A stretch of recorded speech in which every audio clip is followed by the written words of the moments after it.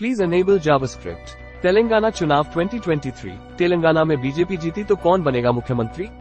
अमित शाह के बयान पर दिलचस्प चर्चा। Amit Shah in Suryapet meeting says if BJP win Telangana backward caste candidate will be CM. Navbharat Times. Hindi, Marathi, Kannada, Tamil, Malayalam, Telugu, Bangla, Samayam, Gujarati, English, IND Gulf, Apna Bazaar, photo gallery, Hindi news, elections, assembly elections, Telangana news. Amit Shah in Suryapet meeting says if BJP win Telangana backward caste candidate will be CM।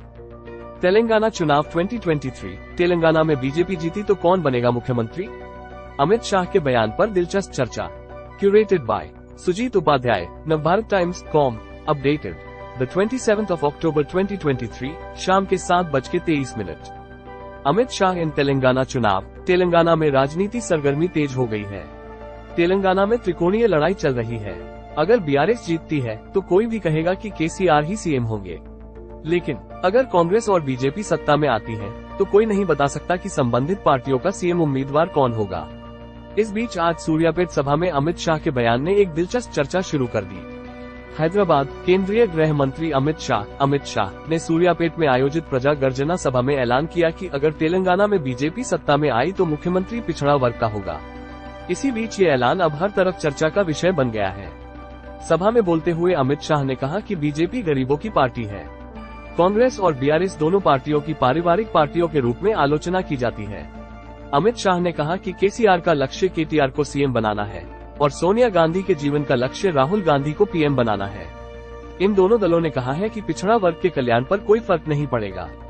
इस क्रम में उन्होंने केसीआर को भी चुनौती देते हुए कहा कि अगर बीजेपी जीतेगी तो वो पिछड़ा वर्ग को मुख्यमंत्री बनाएंगे। बीजेपी को वोट देने की अपील।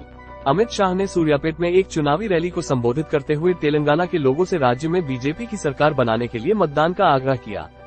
उन्होंने कहा कि आज मैं तेलंगाना के लोगों से कहना चाहता हूं कि आप बीजेपी को आशीर्वाद दें और पार्टी की सरकार बनाएं। तेलंगाना में बीजेपी का अगला मुख्यमंत्री पिछड़ा वर्ग से होगा।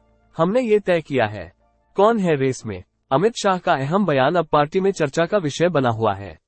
अगर पार्टी सच में सत्ता में आती है तो ऐसी चर्चा हो रही है कि उसका कोई सीएम उम्मीदवार नहीं है।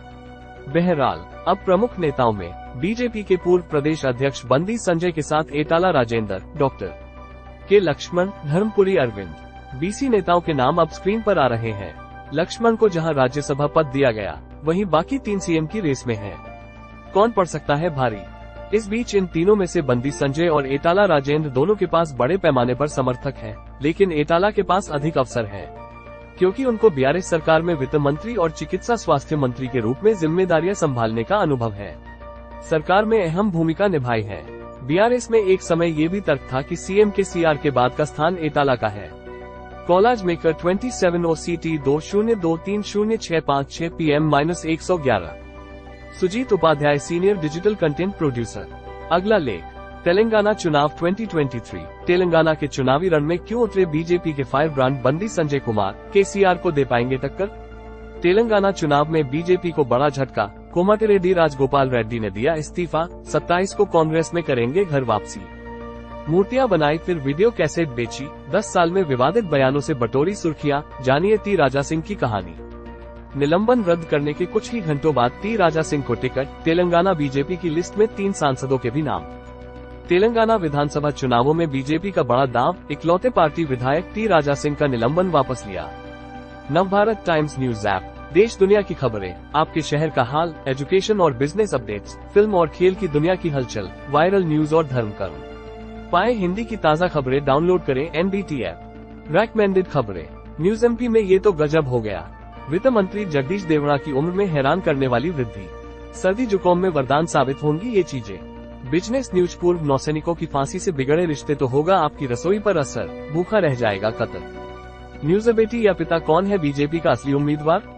इस सीट पर घोषित प्रत्याशी ने क्यों नहीं किया नामांकन? सैमसंग ने की गैलेक्सी S23 FE के साथ दमदार वापसी। जाने कैसे बजट फ्रेंडली कीमत में ये स्मार्टफोन देगा गैलेक्सी S सीरीज के प्रीमियम फीचर्स का मजा।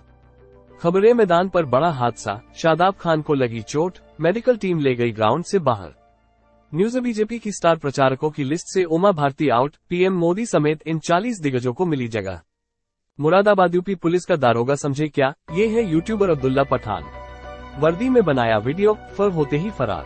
पटना, लालू हाथ में 200 रुपये लेकर रोने लगे, गरीबी की झकझोर देने वाली कहानी और कैदी वार्ड में नई नवेली राबड़ी से मुलाकात। न्यूज रामचरित मानस राष्ट्र ग्रंथ हो, प्रधानमंत्री नरेंद्र मोदी से जगत गुरु रामभद्राचार्य ने कर दी मांग। न्यूज Xiaomi 14 और Xiaomi 14 Pro launch, latest processor के साथ फोन होगा बेहद दमदार। न्यूज जियो स्पेस फाइबर से देश होगा कनेक्टेड, दूर दराज के इलाकों में मिलेगी internet connectivity. Top deal students से लेकर प्रोफेशनल्स तक के लिए बेस्ट हैं ये टैबलेट्स, Amazon सेल से करें ऑर्डर। विमेन्स फैशन 75% तक के डिस्काउंट पर खरीदे ये विमेन जैकेट्स, क्वालिटी के मामले में है लाजवाब। खबरें आशका गोराडिया बनी मां, पति ने शेयर की तस्वीर और बताया क्या रखा है बेटे का नाम।